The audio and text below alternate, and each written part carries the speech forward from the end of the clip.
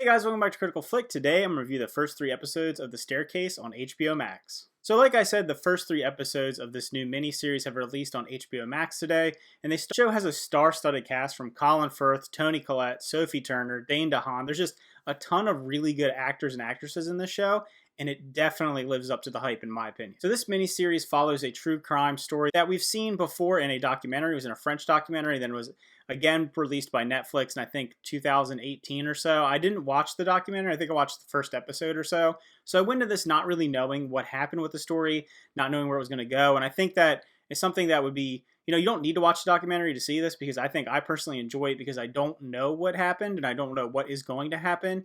And I remember watching the first episode of the documentary that there's a ton of twists and turns, and that definitely translates into this show. One of the reasons I feel like this case really captivated people is because of the nature of the case. You have a lot of, like I said, twists and turns that are happening. You have this high profile novelist, his wife, and just all the things that lead up to what's happening. They keep you so interested because there's so many moving parts. You think that the story is pretty basic, because what happens is the husband calls 911. He finds his wife dead at the bottom of the stairs, believing there's an accident. And then slowly you think the police start to think he is involved. Maybe he pushed her, maybe he murdered her. Then his life, his backstory starts to unravel. Some of his secrets about his sexual encounters maybe come to light. And there's just so many moving parts that you never know what's going to happen next. And while it is a true story and you can look up what happened, and I ended up, looking up and seeing what happened after the first couple episodes, it's still really compelling and the performances are phenomenal. Colin Firth plays Michael Peterson, the novelist's husband from the true crime event, and he does a really good job. I have to say that he's playing a wide range, from someone who is absolutely devastated. He's mourning the grief of his wife. You're seeing him hiding some secrets behind the scenes. You're seeing him having these outbursts, trying to defend himself, and someone who's just really backed in a corner. But then he's also kind of a charismatic individual, so he plays a wide range of emotions. And I think in particular in the first episode, he's so good because you see him struggling. You really see these emotions coming out in him. And he also plays an older version of himself, because if you know anything about the documentary, there are events that take place in the beginning, when everything first happened in the early 2000s, to events that take place in the later 2000s, 2017 or so. So you get to see him in both spheres and kind of how his life has changed and his perspectives have changed, and him struggling to have these interpersonal relationships with his family. Speaking of his family, Toni Collette plays his deceased wife, Kathleen, and she also does a phenomenal job. She plays someone who's really struggling, physically and emotionally to get through life. She has this husband that she really cares about, and this family she really adores, but then she has to kind of prop up the family. She has to be the matriarch of this family. It's a very large family. Like I said, there's a huge cast. I think they had 7 or 8 children between them, and then bringing in some family friends that passed away. They had their children there as well. So she's, like I said, she's propping up this huge family, and while her husband's maybe not having the most income come in from his novels, she has to go out there and work, and she's just exhausted and tired, and you really see that in her performance. And she's just really good. Toni Collette's always good, and this is not an exception to that. One of the things that I think makes this show different than a lot of other maybe true crime adaptations is that it's told not from the perspective of like a documentary crew like you would see in a true crime documentary, but you're seeing the whole picture. You're seeing it from the story of the DA's office. You're seeing it from the perspective of Michael Peterson, what's happening with him. You're seeing it from the perspective of the documentary crew. So it's really interesting to see a true crime documentary and see a show that's encompassing of all of that. So you're watching the documentary being made. It's a very different perspective, and I really did enjoy it. I also think the editing is really good. In the second episode, I believe it is, you see these really interesting shots where they're filming and they're talking about what's happening at the scene, what they think happened. And then as they walk in and out of rooms, it'll go back in time. It'll go back to before she had the accident or before she passed away. And then it'll have her come out, and there's maybe a party and they're talking about it, and you're getting more of her story and what happened with her.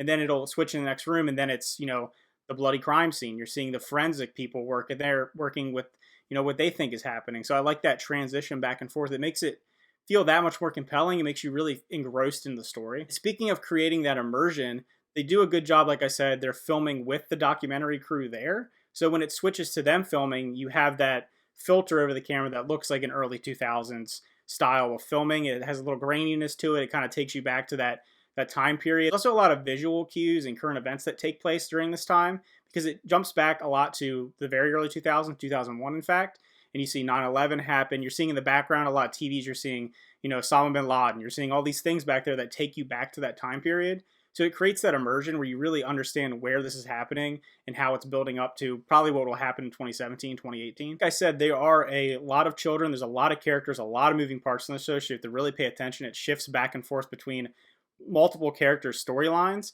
And you see that, especially, I think, the daughter, who is one that Kathleen had in a previous marriage. So it's not an actual biological daughter of Michael Peterson, played by Olivia de Jong. And she becomes kind of disassociated with the family because she feels that there's something more going on. She feels that maybe, her stepfather was involved, and she doesn't, she wants to like stand up for her mother. She wants to deal with her mother's family, and she kind of gets disassociated from them and estranged from them. And you see that struggle in her because she still loves her siblings. She still, I think, at her core wants to believe that, maybe this isn't as bad as it could be, but she wants to stand up for her mother. She doesn't want people to think that her mom was, a drunk that fell down the stairs and this was just some horrible accident because she was negligent or something like that.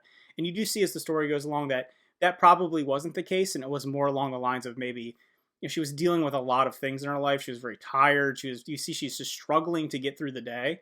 So it's really interesting seeing all these different moving parts and all the different perspectives that people are trying to leverage to maybe get out of being in trouble. Imagine each individual episode. The first episode is, obviously a lot of setup. It's very powerful. It's very emotional. I think of the three, it is the best episode so far because it has those very strong emotional moments. You're seeing the tension ratcheting up as people are starting to realize, they're under investigation. All the stakes are starting to be raised in the first episode.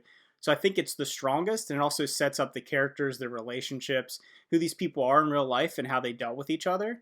The second episode starts to show the family drama aspect of it, the rift that's growing because of, their father's secrets that he was keeping from people, and how that is, creating this clash in this very tight-knit family that is slowly unraveling. And that family drama is something about the show in particular that I think sets it apart, like I said, from just a traditional true crime representation. In the third episode, I do like that it is kind of setting up the trial. You're going to see it ends with the beginning of the trial. So you're seeing his lawyers, what their strategy is going to be, maybe how things will pan out for them. Because, if you've watched the documentary, you see how initially things work out compared to later events. I like each episode.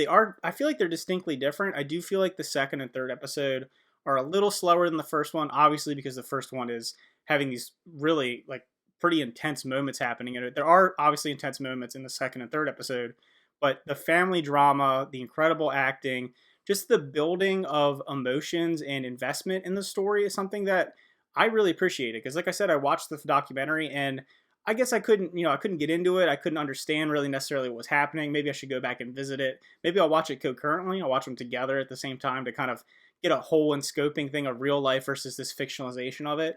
But I'll definitely say, if you're someone who watched the documentary, I think you'll enjoy it. If you haven't watched the documentary, I think you can still watch it. You don't need to watch it to understand what's happening. And if you really want to like enjoy it as like an entertainment piece, I think you should maybe not know what's going to happen because there are a ton of twists and turns. I do know now what's going to happen along with the storyline, what happened historically. So maybe that takes a little bit away from me, but I still think the performances, the writing, the editing, HBO just has another hit on their hands. They have a great job of putting out these historical dramas, things based in reality, and this is not an exception to that. Great cast, and I really can't wait to see how they represent the rest of the story. So if you checked out this first 3 episodes of The Staircase, let me know what you think about it. Did you watch the documentary? Did you not watch the documentary? How do you think that affects your lens of how you're watching it? What did you feel were some of the best performances? Like I said, I think Colin Firth was just phenomenal, but everybody had a chance to shine. They're all really good actors in this. So again, thanks for watching. Remember to like and subscribe, and leave those comments down below, and see you guys next time.